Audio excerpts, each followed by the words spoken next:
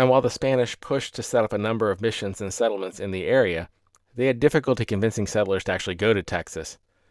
It was relatively lightly populated, and the Apache and Comanche would often attack anyone traveling between the fortified settlements. And setting up most businesses in the colonies was quite difficult, as Spain discouraged any kind of industrialization for fear it would create competition with Spain itself. It preferred the colonies focus on gathering natural resources.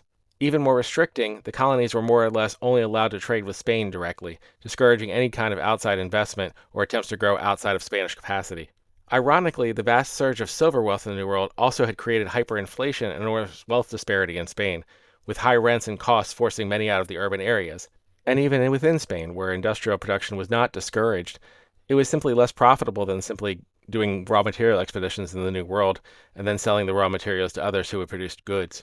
Spain being so dependent on the collection and sale of natural resources meant their wealth streams were very inconsistent.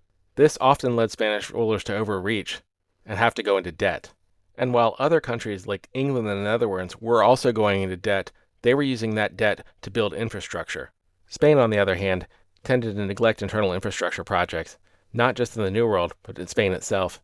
In addition, they had a huge cost in terms of defense, often being victims to piracy. History is awkward.